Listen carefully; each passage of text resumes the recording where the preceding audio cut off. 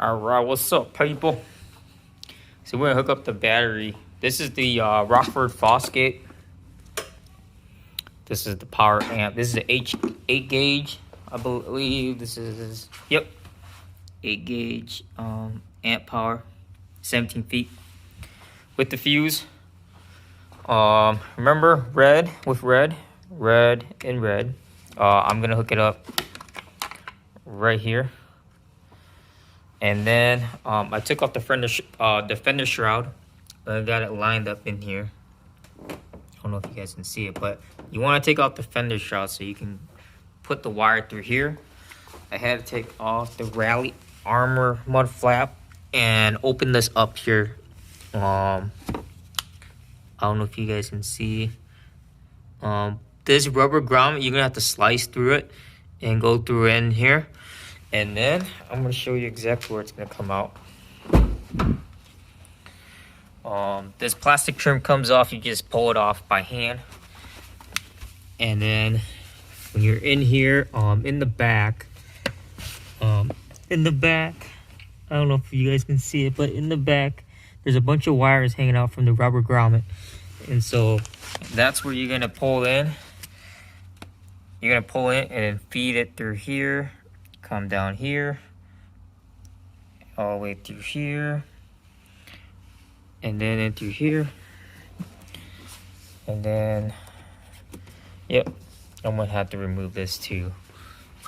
And then,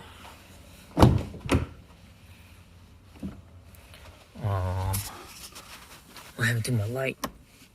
There we go. And then back into here. The only issue is that since it's going to be sitting like this, the wires and the fuses are on the other side, not this side. So just something to think about if you get this 500, the P500. So, well, then I'll show you guys. I was planning on doing a full install, but it's such a pain in the ass right now. So I'm just gonna do it. I'm just gonna do as much as I can, and then showcase you guys how it's done. There's a couple videos on people doing this. Now, like I said, I have a 2017 WRX Premium. It doesn't have the nav or the Harman Kardon package, but something to think about. Since it's a 2017 model, you gotta look at, you know, other different complications that are coming with the 2017, like different sets of wires, different plastic trims at the bottom, and how are you going to work out the trunk space. So just something to think about, just something little niche stuff. So okay, so I gotta go back and see how I'm gonna work this out.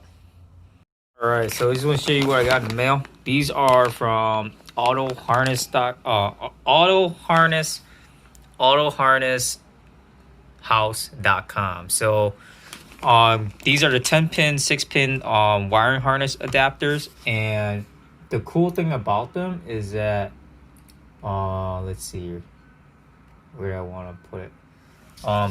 The reason why I got them, because they're meant for aftermarket amplifiers and subwoofers.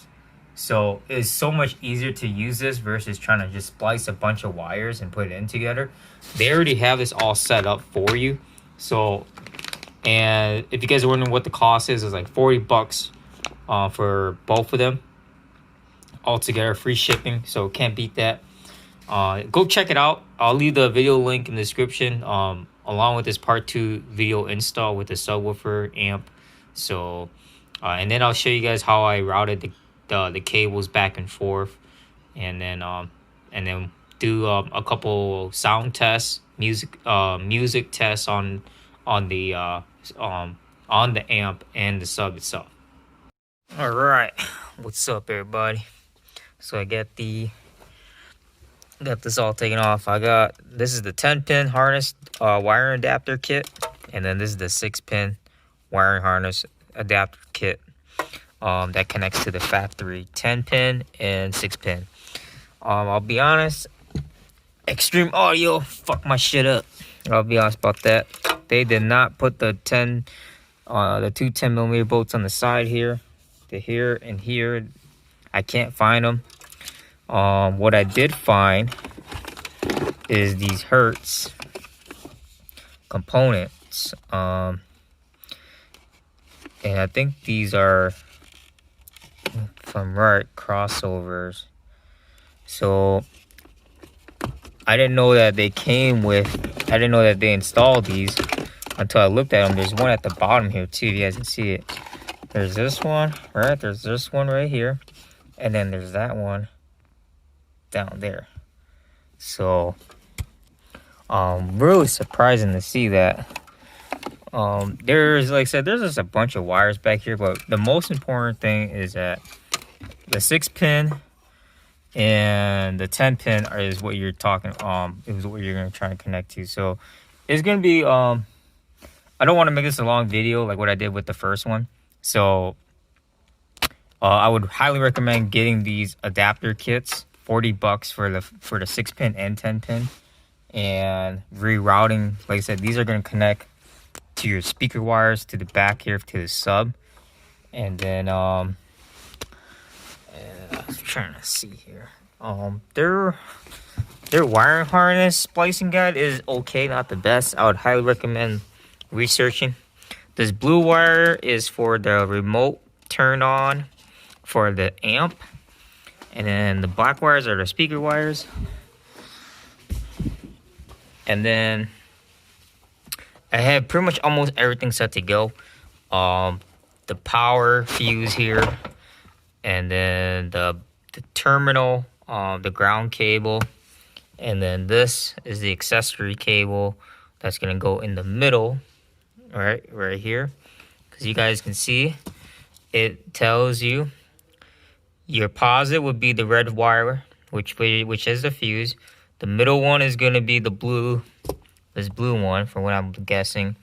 And then the negative terminal is your ground cable. And then the RCA cable is going to get cut, so I can splice up the speaker wires, which are, oh, not this one. These speaker wires right here, which are right here. And then that should be it. And I'm going to do a sound test from there. All right, what's up, everybody? So, good news is I'm getting a brand new amp to replace the internal amp off the sub. I troubleshoot for like almost 30 minutes with Crutchfield, and they're thinking that I have to replace the internal amp off the sub. So it's a power subwoofer with a 500 watt amp inside. And it's enclosed in a box, but they're gonna send in the amp. It should be coming in sometime 3-4 days, they said max.